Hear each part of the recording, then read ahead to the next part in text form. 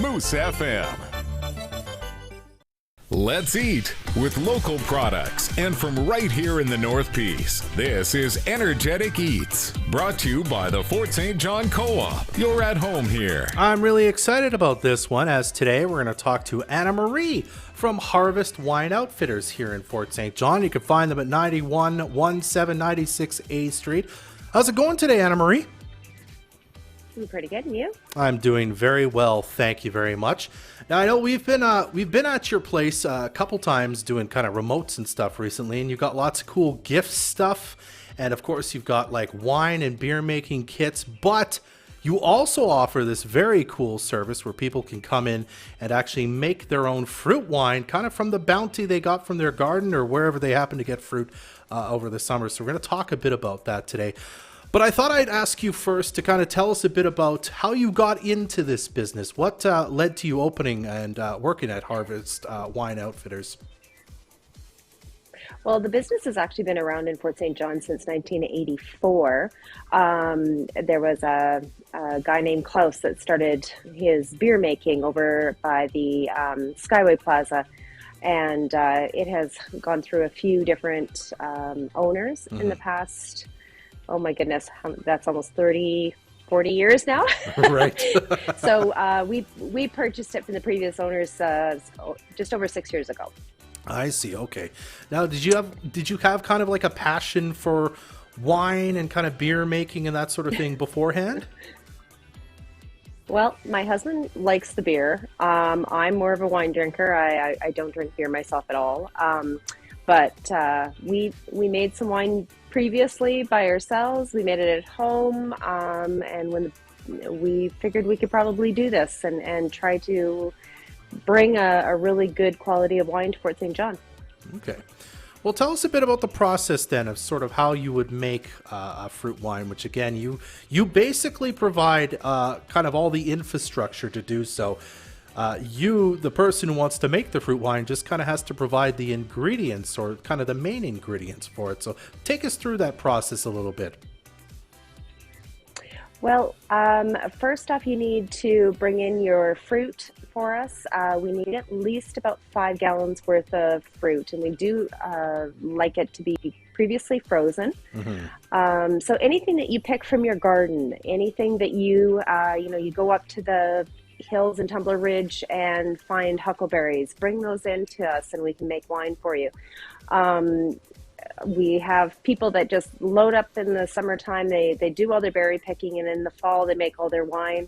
They give it away for Christmas. Right now we're trying to get all those batches out for Christmas time. Mm-hmm. And definitely like any time of the year, because it does have to be previously frozen.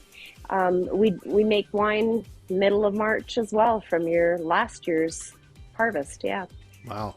Is there kind of specific fruits that kind of are better for wine making than others, or can you kind of make it work with anything? There's a few that we do not try to make wine from, just because trial and error over the years, they just really haven't worked out as much. I don't like making pumpkin wine. I won't try dandelion wine, even though people can do them at home. We have all the equipment for sale here as well if people want to do those ones at home. But certain fruits work better than others. We have a lot of apple trees here in Fort St. John. So, of course, the lots of batches of apple wine come through the door here. Haskap is a fairly new berry to the area, but it's becoming very popular. And I have to say that this year it probably rivaled the raspberries, the number of raspberry batches that we got in. So, wow. Rhubarb, strawberry, lots of rhubarb, strawberry first thing in the spring. Those ones are really good.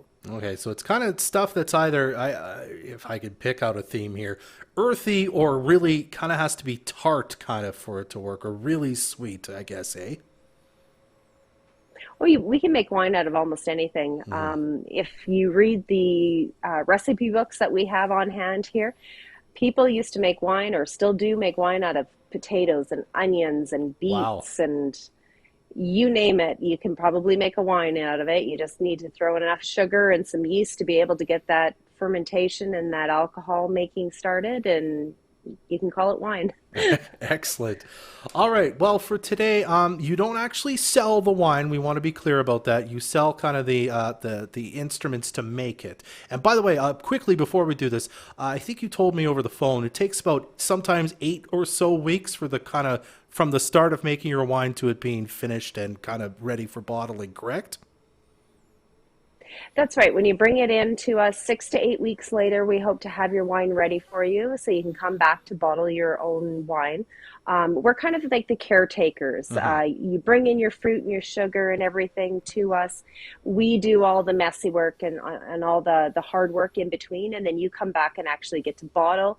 You get to taste your wine at that time, and there's so many different things that we can do for you in relation to the type of sweetness level you want, the amount of alcohol you want, and literally you're in control of your wine at all stages because you get to even decide on what fruits you want to bring in. Everything is up to you.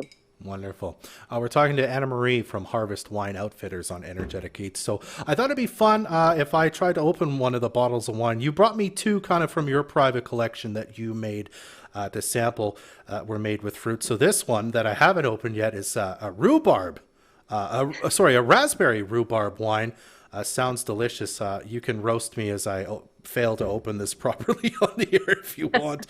Let's see. Oh, is this a tab just to pull it off? Look at that. Yeah, you can pull it. I don't even need the knife part that I was using earlier. All right. And the wine, you kind of, all of them are corked kind of in your kind of place. You can't really do with the screw top, I guess, hey? Right. Screw tops can be corked. So as long as they're in good condition, the edges aren't chipped or cracked by any means, bottles can be reused. And we do highly recommend that you reuse your bottles. I mean, we all like, reducing our footprint and everything. So bring in your bottles and they can totally be reused. Oh, there we go. I did it. There's the sound. All right. Awesome. Tell me a bit about this raspberry rhubarb wine, if you don't mind. Well, I have a good raspberry patch at home, and also my rhubarb produces every year. So I get to make some fruit wines, mostly for my mom and dad, actually. My dad seems to really enjoy the fruit wine the most. So, this is delicious. A little less tart. I'm a dry wine drinker, so I just put enough sweetness in it just to bring out the fruit flavors a little bit. The other wine that you have there is definitely a lot sweeter. But this one, you can really taste the bite of the raspberry in it. Yeah, it's wonderful. And it's been aged a couple of years. Oh, okay. Oh, even better. And you were saying earlier, you said you can make it any way you want, right? So if you like it drier, if you like it sweeter, if you like it, kind of whatever way you want, you can kind of facilitate making that happen, basically, eh? That's right. Yeah, we try to walk you through the process as to what kind of wines you like to drink, or what kind of even fruits or foods that you like to drink or eat, I guess, and see if you prefer a sweeter wine. And there's some fruits that do need a little bit more sweetness than others. Haskap is one of them. You can definitely make a drier wine out of that. That's not a problem. But some of them need to age then to get that taste to come out properly.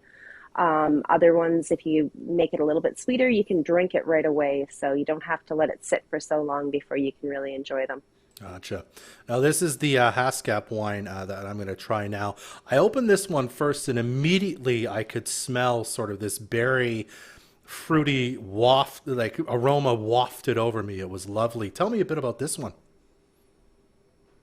Well, Haskaps are relatively new, and I say relatively because there's been some people in town or around in the area that definitely have had these berries for a while. It's not native here. It's from Siberia, I guess, but it does very well in our climate. And there's been a lot of people that have now planted huge acres worth of these bushes, and they produce amazing berries.